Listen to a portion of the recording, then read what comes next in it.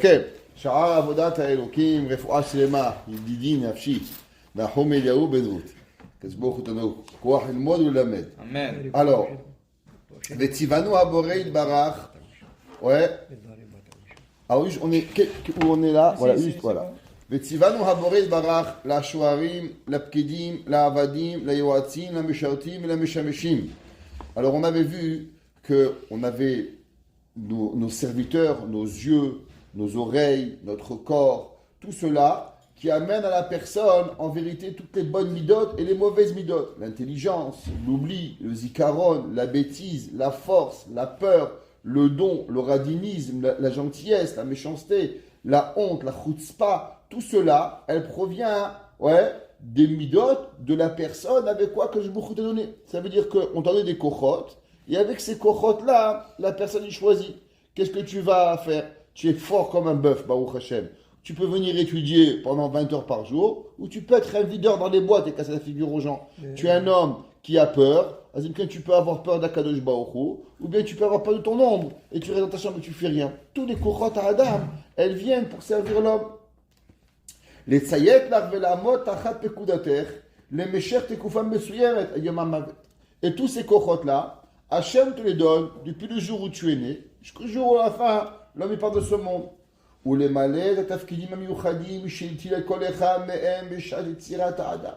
Et depuis que l'homme est né, alors elles viennent tous nos serviteurs, c'est tout notre corps, nos kochot, pour servir l'homme.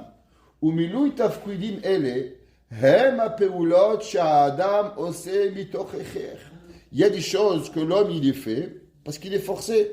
On a beaucoup de choses, comme on a vu, manger, boire, dormir. Tout cela, c'est des tafkidim et des actions que l'homme y fait. Ve'atrum shadam poelbo les fik zeratabore. Velo les fi bechirato. Un homme, comme j'ai dit, il y a des gens, ils sont forts. Tu peux rien faire. Un père, il a 2 enfants. Un, il mesure 2 mètres au carré, aux 2 mètres cubes. Et l'autre, skin, il mesure 1,50 m. Tu vois que Kachbohu, il a donné à un des kochot.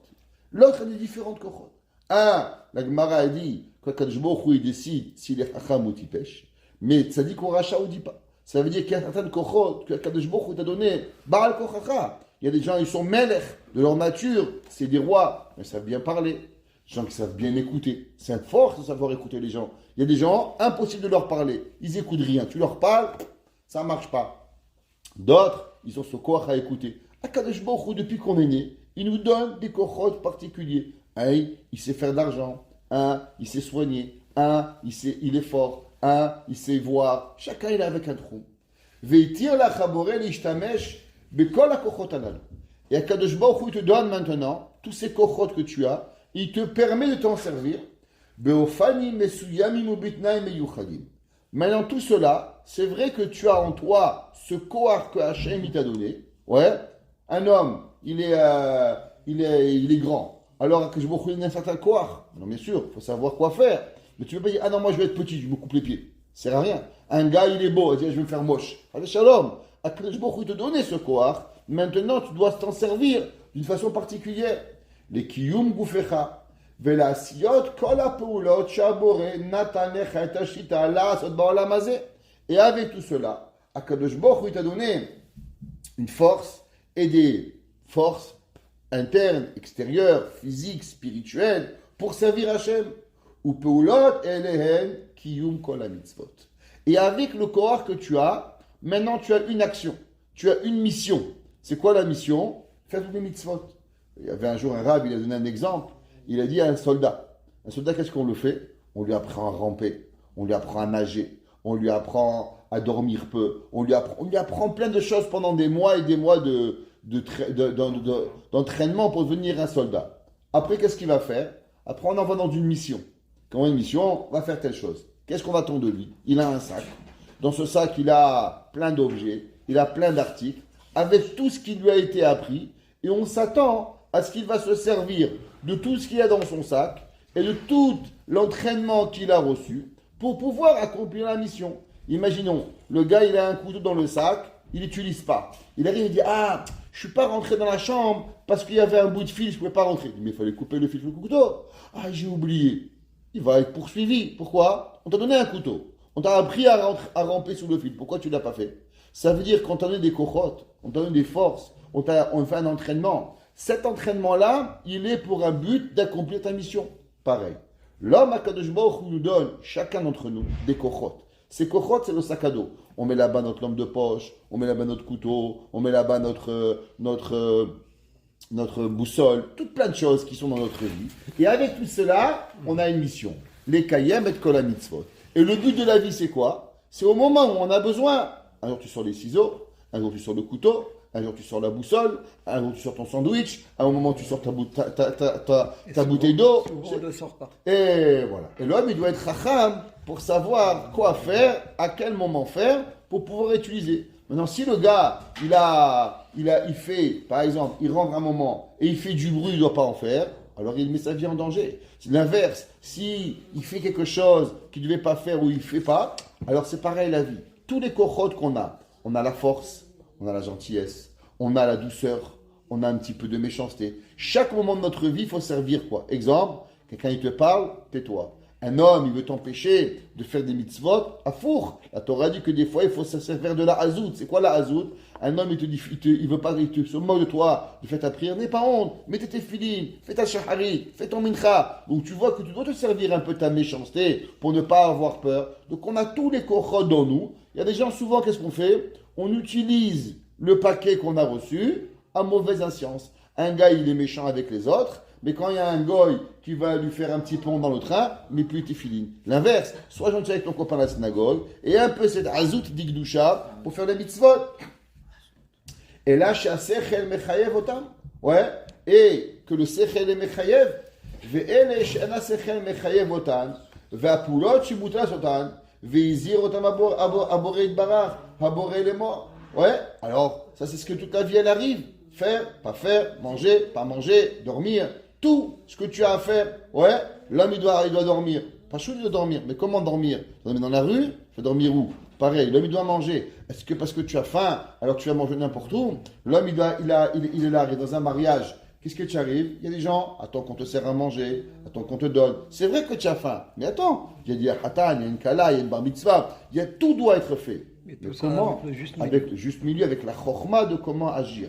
Pareil dans les midot que l'on a, la personne, elle, souvent, si on regarde les péoulotes, si on regarde les actions que la personne, comment elle gère sa vie, eh bien, généralement, c'est exactement comment une personne, elle agit avec Kadosh Baruch Hu. Exemple, tu vois une personne, elles n'ont pas de self-control. Elles sont impossibles de se contrôler. Exemple, prends un exemple. Il arrive dans un mariage, personne n'y mange, il commence à manger, il commence à boire. Il n'a pas de derecheret. Ça te fait montrer quoi, ça? Cette façon de faire, ça prouve que cette personne, elle n'est pas en contrôle de ce qu'il veut. Ça veut dire qu'en vérité, il suit ses ta'avot, et c'est la ta'ava qui dirige. J'ai écouté une histoire magnifique. Magnifique. Elle m'a vraiment donné un corps incroyable. Il y avait un jour, Napoléon. Ouais, j'enregistre. Il y avait un jour, Napoléon. Napoléon, il a envoyé une armée. Et quand il a envoyé son armée, il a demandé de combattre et de conquérir une certaine place. Il lui a demandé pourquoi vous voulez conquérir cette place, monsieur Napoléon. Il lui a dit, à cause que là-bas, il fabrique les meilleurs cigares. Alors, s'il fabrique les meilleurs cigares, moi j'aime les cigares, et j'aimerais pouvoir que ça appartient à la France. Alors, les généraux, ils sont allés, et ils ont conquéri cet endroit, et ils ont conquéri la place des cigares. Napoléon, le général, dès qu'il a conquis la place, il a demandé qui c'est qui fait les meilleurs cigares. Ils ont dit, c'est tel endroit. Il est allé, il a dit, fabrique-moi des cigares pour Napoléon. Alors ils ont dit, ok. Ils sont allés, ils ont fabriqué des cigares pour Napoléon. Et il les a mis dans une boîte. Et il était fier, il a décidé, je vais aller chez Napoléon et lui donner. Alors il arrive et on va recevoir le général après qu'il a conquis la guerre et qu'il a gagné et qu'il va maintenant voir Napoléon. Et bien sûr, il arrive au palais et tout le monde est présent et le général, il arrive fier de lui, habillé en roi, habillé en royaume, avec tous ses beaux habits, avec une boîte. Et quand il arrive, il dit, monsieur Napoléon, mission accomplie. Et il arrive et il lui sort la boîte du cigare, il lui sort un cigare fait à la main, magnifique, et il l'offre à Napoléon. Il dit, monsieur Napoléon, laissez-moi vous offrir le meilleur cigare du monde, fabriqué spécialement pour vous. Il sort à Napoléon, il lui donne le cigare. Et là, il va sortir une boîte d'allumettes pour allumer le cigare à Napoléon. Et devant tout le monde, Napoléon, il prend le cigare, il regarde l'assemblée. Il prend le cigare, et il craque le cigare. Et là, un silence de mort. Elle se met dans la salle. Personne ne comprend. Le général, il a fait une bonne action, gentiment. Il a mis kavod, avec honneur à Napoléon. Pourquoi Napoléon, il a cassé le cigare? Et à ce moment-là, Napoléon, il dit, laissez-moi vous dire qui est Napoléon. Napoléon contrôle les cigares, mais les cigares ne contrôlent pas Napoléon. Napoléon, il dit, moi j'aime le cigare, mais il faut que c'est moi qui décide quand je fume le cigare. C'est pas le cigare qui décide quand on fume le cigare à Napoléon. Et il a dit, Napoléon, moi, un grand homme, il a dit, c'est Napoléon qui contrôle le cigare et pas le cigare qui contrôle Napoléon. Ça veut dire que dans la vie, il y a l'homme, il a faim. L'homme, il a faim, il arrive à midi, il doit manger. Pourquoi c'est comme ça? Il ne sait pas pourquoi. L'homme, il doit savoir quand manger. L'homme, il doit savoir quand boire. L'homme, il doit savoir quand s'habiller. L'homme, il doit savoir quand être gentil. L'homme, il doit savoir quand être affectif. Ce n'est pas les émotions qui vont contrôler sa vie.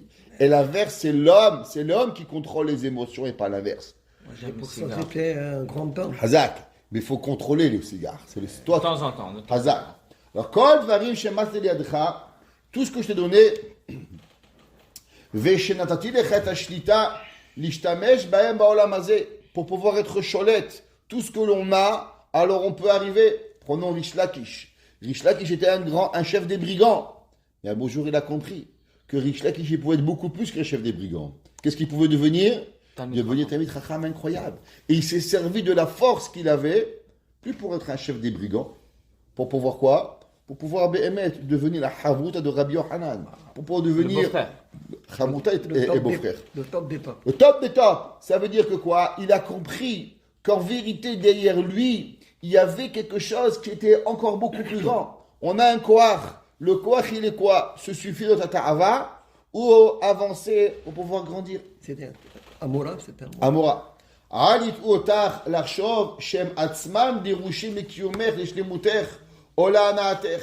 Faut pas croire que tout ce que tu es là, c'est seulement pour toi. Toutes les forces que tu as pour manger, pour survivre, pour pouvoir profiter. Parce que tout ça, si tu penses que c'est que pour toi, ils vont rien te rajouter. Un homme, il peut mettre tous ses cochotes à son service, mais à la fin, il reste le même idiot. Il y a beaucoup de gens, pourquoi ils appellent ça la crise de la quarantaine? Grande crise de la quarantaine. Beaucoup de gens font des dépressions. Pourquoi? Parce que beaucoup de gens de 20 à 40 ans, ils pensent qu'il leur manque quelque chose. Alors ils vont faire de l'argent, avoir des enfants, avoir des petits-enfants. Là, je vais être heureux. Là, je vais faire. Là, je vais être une personne. Et il travaille, et il fait 1 million de choses en pensant que quoi?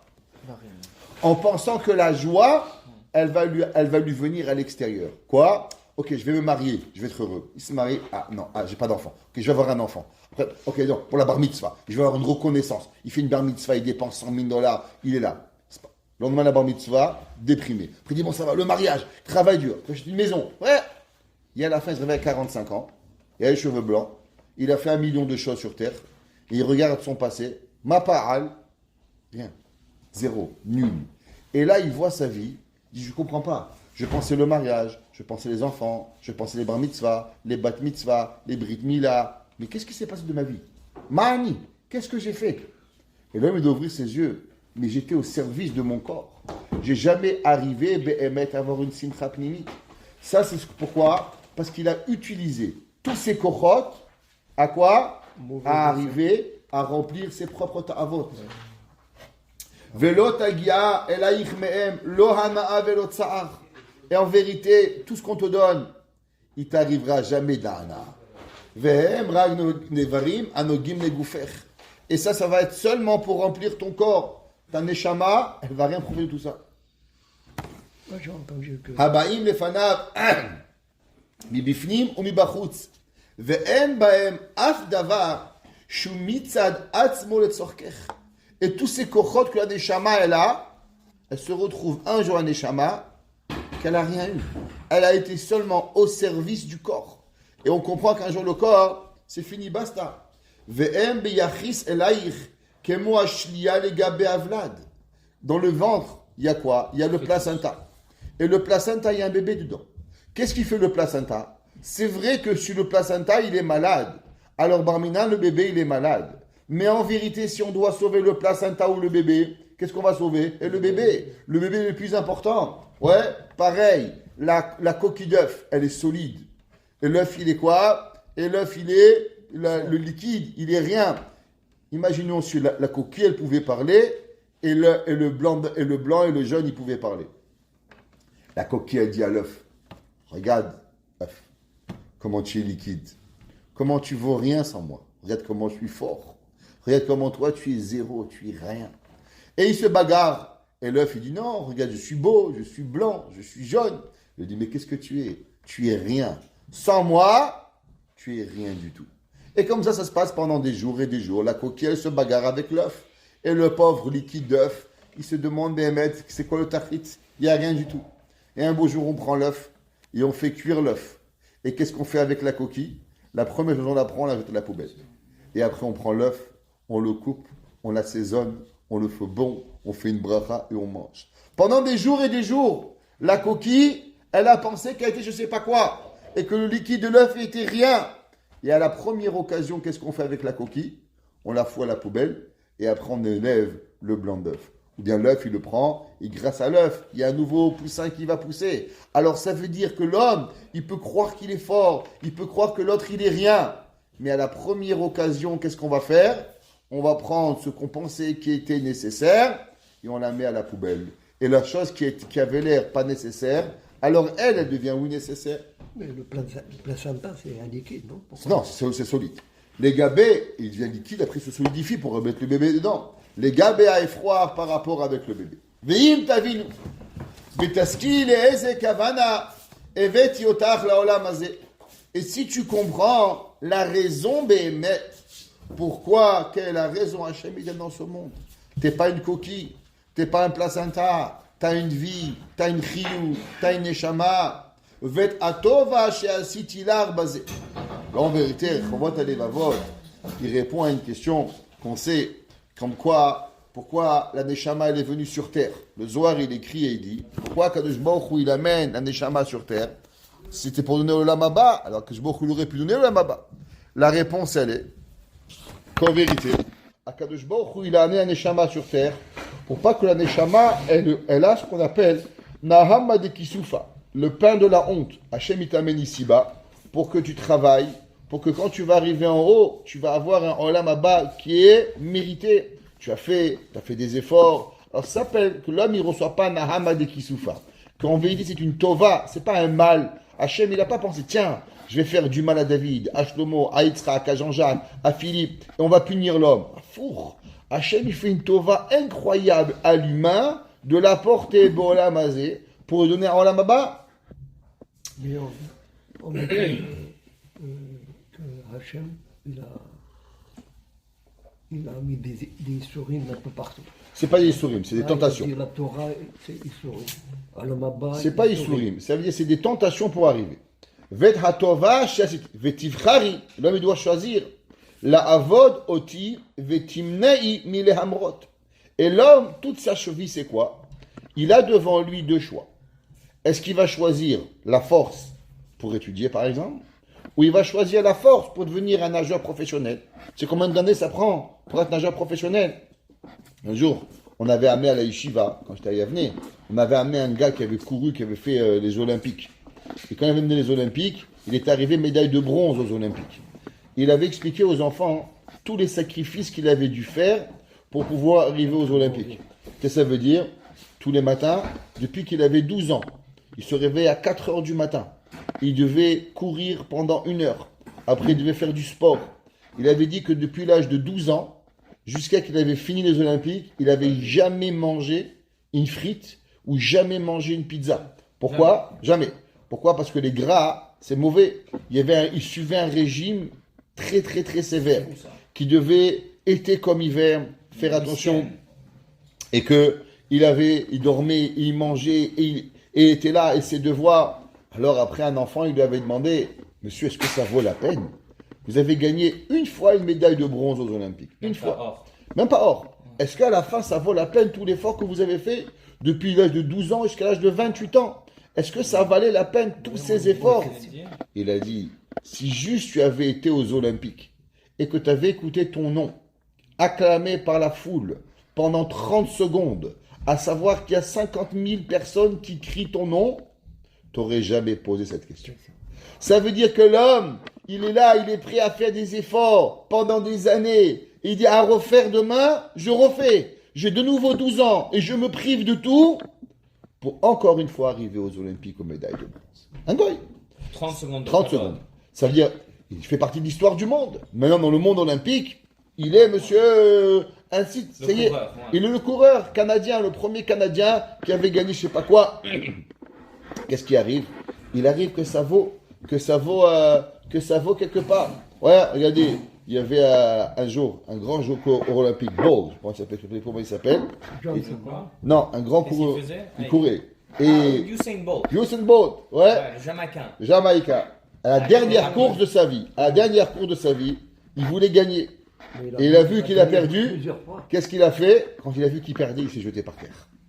Il n'a pas voulu arriver deuxième. Qu'est-ce qu'il a fait? Il a dit qu'il est tombé. Honnête. Il n'a pas pu supporter. Il a gagné des centaines de médailles. Mais à la dernière course de sa vie, arriver deuxième, il n'était pas capable. Il a préféré perdre la course et dire qu'il est tombé par terre plutôt que d'arriver deuxième. Vraiment la gava. C'est-à-dire que l'homme, il met son service à quoi? L'homme, il doit savoir, toute ta vie, elle est là. Est-ce que tu vas te servir pour toi ou pour rebeller contre Akadosh Baruch Hu? Chaque action que l'on fait, elle apporte deux choses. Elle apporte une kirva ou elle apporte un richou. Chaque moment qu'on fait, chaque chose que l'on fait, on prend sa voiture. Est-ce qu'on prend la voiture pour pouvoir arriver ou pas? Ça dit, il y a un truc qu'il faut savoir en vérité. La même action que l'on fait, le même moment, tout dépend comment on le fait. Exemple, il y a une personne, quand elle fait quelque chose, si elle est Bessimcha, elle n'a pas un Yetzirara. Mais par exemple, des fois, un homme, il est triste. Et des fois, on remarque pas. Mais si on fait une action dans la tristesse, eh ben l'action, elle peut détruire la personne. Exemple, un homme, il va au travail. Tous les jours, il prend sa voiture, il fait Montréal, Côte-Saint-Luc, centre-ville, New York, Manhattan, Muncie, Lakewood, je sais pas, il roule. Il remarque même pas qu'est-ce qui se passe. Il roule, il prend sa voiture, il est heureux. Un jour, il est triste. L'homme, il est triste. Quand l'homme, il est triste, alors il n'est pas focalisé sur ce qu'il fait. Et qu'est-ce qu'il peut faire? Eh bien, Barminan, il peut voir des choses qu'il ne peut pas voir.